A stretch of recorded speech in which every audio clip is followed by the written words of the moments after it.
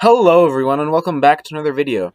Today I'm going to talk a little bit about libertarianism and some of the philosophical justifications that libertarians tend to use, and from there I'm going to kind of explain why I am not a libertarian, but I'm not going to go into entirely why all of my disagreements with libertarians, but I'm going to give basically the reasoning behind why objectivism is not libertarianism from just the philosophical perspective. What libertarians do wrong philosophically when it comes to creating arguments for liberty and for freedom.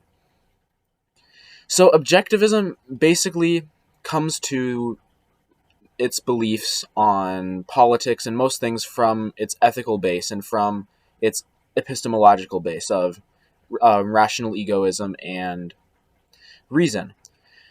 Libertarians don't tend to do this. They tend to have they tend to be divided into two sort of sections: the utilitarians and the a priori non-aggression principle types. That would be like the Rothbard types. I personally agree a lot more with the utilitarian types, like the Miseses and the people who are like Mises, who simply explained why capitalism works better and why it's simply a more pragmatic system.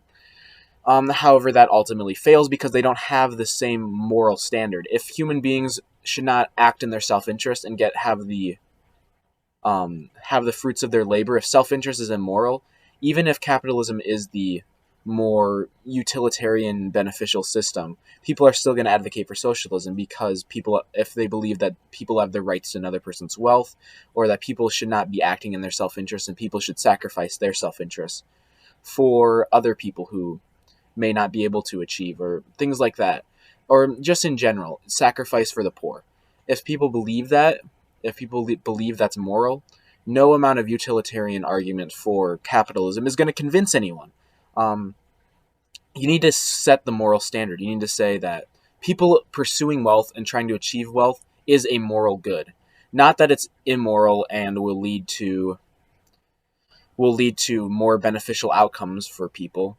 It may be true, but that's not a good argument that people will actually accept, because they have a moral standard that says that self-interest is wrong, that if the government should get involved and use force, then that's okay, because self-interest is immoral, and we need to make sure that people are acting in the betterment of society.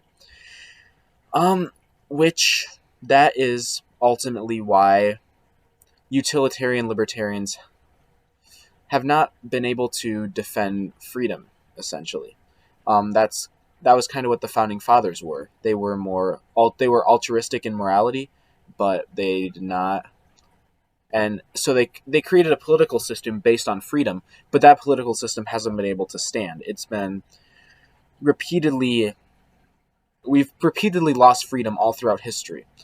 So what we need is a defense of self-interest, a defense of the pursuit of wealth, a reason why wealth is good, why people pursuing their own happiness is a moral good, even if it's not necessarily what is in the best interest of other people all the time. Even though it will be in the best interest of other people to have people pursuing their self-interest, that's not the standard. The standard has to be rational egoism, you pursuing your own life, because you're only an individual. You are an individual. You only get to experience your own individual happiness. You have your own individual life. And you need to make your own decisions for yourself, because you're the only one with your mind. There's no collective mind that knows what's best for all of us. And essentially, like, the moral good is your life. The moral good is your happiness, because that's what we get a choice over. We get a choice over our life and our happiness. We don't have control over other people's mental processes. And yeah, ultimately, we need to have some sort of egoistic defense of capitalism. And libertarians do not do that. They argue from utilitarianism, which ultimately fails because there's no moral grounding for their beliefs.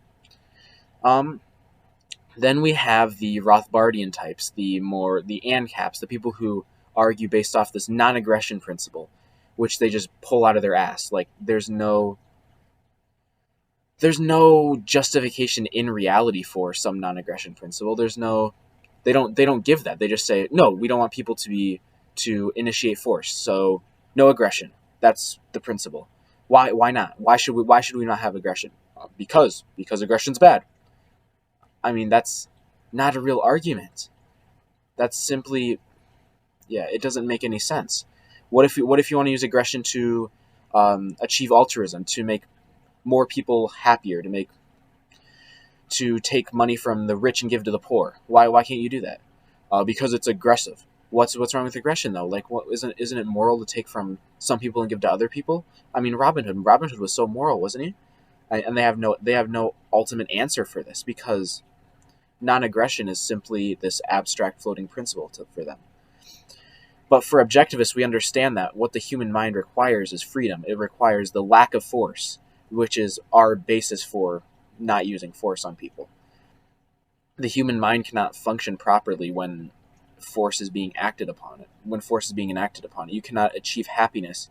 You cannot force happiness. You can't force rationality.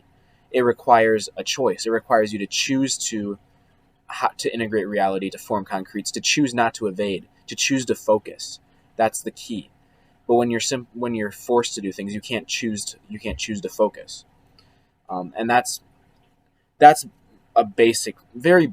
I mean, I'm making some of the objectivist arguments here, but they're not in the purest form, I would say. Go look at for Ayn Rand for that, but I'm kind of speaking extemporaneously and just giving a basic overview of some of objectivist thought. But if you really want to get into this stuff, like, and actually understand it, you got to go straight to the source material. Go read Opar. Go read ITOE. Yeah, any of the objectivist literature will help you out quite a bit if you want to learn how to actually defend capitalism, unlike libertarians who offer very weak philosophical defenses of capitalism. But yeah, so that is basically where objectivists differ from libertarians philosophically. There's obviously some differences with like foreign policy. I personally have some differences on gun control, but not super massive differences actually. I don't know. You can look at all my videos, see where I disagree with libertarians. Just go watch all my videos. I mean, it shouldn't take too long. I've only been uploading daily content, baby, for a couple months now, has it been? I don't know. For a while now. But it's good shit. Go watch some of my older videos. I think that's all I have to say for today. Thank you guys for watching. I hope to see you in the next video. Peace.